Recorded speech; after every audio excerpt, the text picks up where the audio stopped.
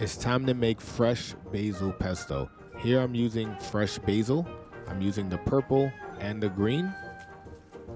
I would say there are about 20 to 30 basil leaves in this mortar and pestle, and this is my preferred method of making basil pesto.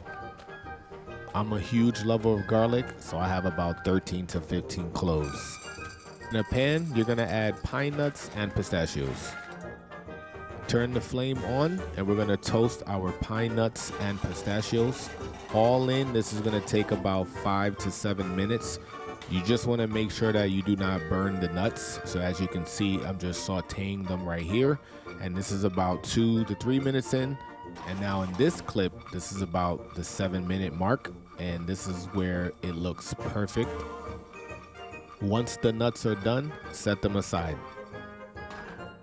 Using a zester, you want to zest the entire lemon. Make sure you do not use the white part because it's very bitter.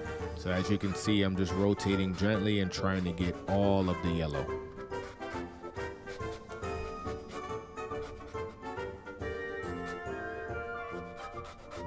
This is what the zest of an entire lemon looks like, and I'm just using my finger to scrape all the zest into the mortar and pestle. I am juicing half of the zested lemon for this recipe.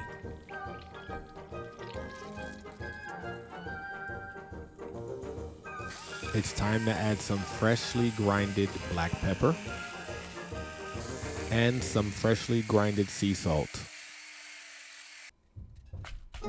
This is where the workout truly begins. I like to start with the garlic cloves because they're more solid, and then after that I start to smash the leaves.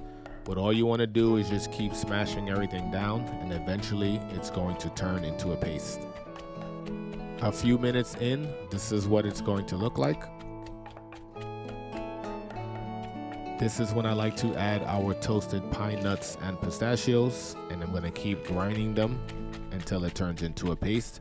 This is going to take a little bit longer because it's the traditional method. Normally you can use a food processor to speed it up, but sometimes I like to do things a natural way because you start to appreciate what you make in the long run. At this point, I've been at it for about 10 minutes, but you know what they say, no pain, no gain. So this looks pretty good. I like this consistency. And then after this, I'm just going to add some olive oil, and then I'm going to mix that in, and then our basil pesto will be done. I don't have an exact recipe on how much olive oil I use, but I only use a little bit at a time until I feel like the consistency looks good. So I would say that's about 2 or 3 tablespoons that I use right there. I keep working it into a paste, and then I add some more at the end if I feel like it's too dry looking.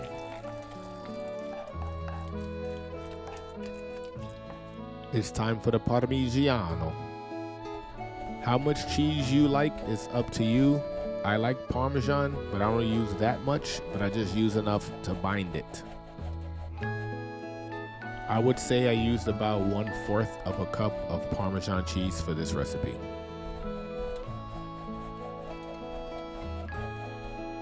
We are approaching the end. It's time to mix in the cheese, and then after this, I'm going to drizzle just a little bit more oil in, and that's it. I appreciate you guys for watching. Let me know what you think in the comment section below, and I can't wait to see you guys in the next video. Peace.